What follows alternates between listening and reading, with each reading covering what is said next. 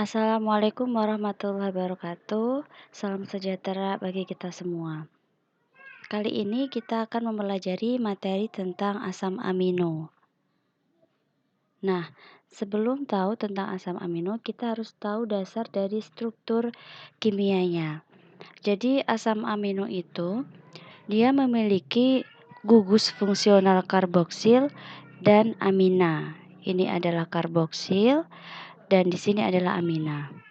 Yang perlu diketahui, dalam penulisan karboksil boleh COO- atau COOH sama saja, amina adalah NH2 atau NH3+, sama saja. Nah, kemudian selanjutnya sifat atau struktur dari asam amino adalah gugus karboksil dan amina terikat pada satu atom karbon C yang sama, yaitu karbon alfa. Jadi karboksilnya terikat pada C alfa, aminanya juga terikat pada C alfa. Maksudnya C alfa itu bagaimana? Nah, untuk atom karbon alfa atau C alfa, kita lihat diamati dari sini. Ini sama merupakan suatu asam amino. C alfa adalah C yang mengikat gugus karboksil atau karboksilat. COOH, kemudian CO, itu C yang mengikat gugus ini COOH atau COO- atau CO, dia disebut dengan C alfa.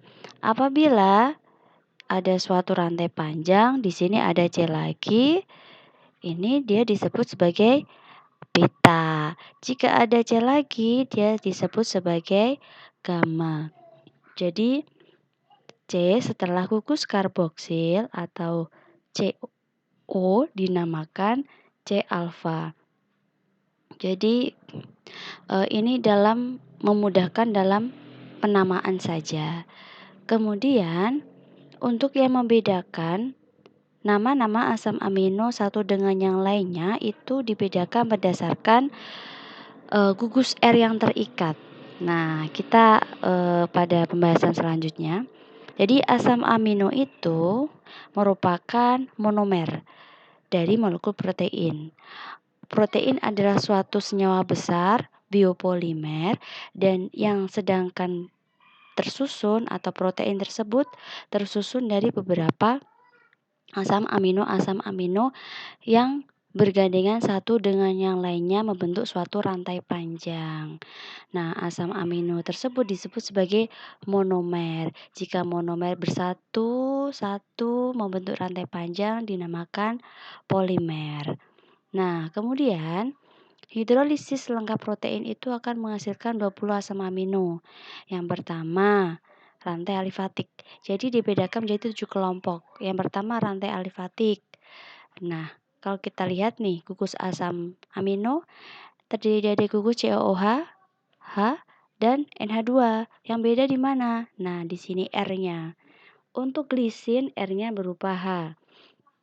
Dan untuk alanin, R-nya berupa CH3. Dan untuk valin, R-nya ada 3. C-nya ada 3, 1, 2, 3. Disebut sebagai valin. Kemudian, penulisan dalam asam amino dia hanya 3 huruf saja di awal. Glisin GLY, alanin ALA, dan valin VAL. Kenapa ini Y? Karena berdasarkan dengan nama aslinya yang versi Inggris kan glisin GLY CIN, bukan glisin seperti ini, tapi tidak masalah. Kemudian rantai alifatik yang selanjutnya adalah leusin. Nah, ini C-nya ada 4. Yang isoleusin C-nya ada 5. Jadi membedakan adalah rantai C-nya. Asam amino yang utama ingat COOH, CH, dan NH2. R-nya yang berbeda-beda akan menghasilkan nama asam amino yang berbeda-beda. Untuk kelompok yang kedua adalah gugus hidroksil. Jadi R-nya dia mengandung gugus hidroksil atau OH. Di sini CH2OH namanya serin. Kemudian teurin ini CH, CH3, dan OH, teurin.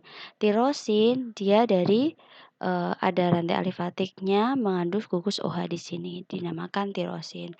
Bentuknya seperti ini. Kemudian, kelompok yang selanjutnya adalah mengandung atom sulfur. Atom sulfur adalah S. S kita lihat di sini. Nah, ini ada SH, ada S-nya, berarti dia sistein. Jika R-nya CH2SH, sistein. Jika R-nya yang rantai panjang ada berapa? 1, 2, S dan CH3 di tengah-tengah S-nya di sini adalah metionin atau met. Kemudian kelompok yang keempat adalah gugus amida. Gugus amida yang mengandung gugus gugus amida yang mengandung gugus amin. Nah, di sini ada CH2, COOH, asam aspartat. CO ya, gugus CO-nya ini. Kemudian ini ada COOH, CH2, CH2. Jadi di sini adalah adanya gugus CO. Kemudian selanjutnya adalah gugus alkalis. Alkalis ini adalah suatu rantai panjang alkana. Jadi dia rantai C-nya panjang, ini arginin, lisin seperti ini dan histidin seperti ini. Kemudian cincin aromatik cincin itu kan berarti lingkar, dia tidak terputus. Kita pengambilannya seperti itu. Fenilalanin termasuk cincin aromatik. Ini C6. Histidin dia termasuk cincin aromatik. Dia seperti ini. Kemudian yang ketujuh adalah asam ionino, di mana dia mengandung cincin aromatik juga. Nah, ini.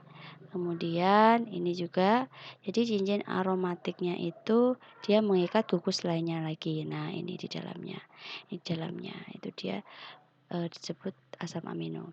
Nah, demikian tentang asam amino. Terima kasih, semoga paham dan selamat belajar. Wassalamualaikum warahmatullahi wabarakatuh.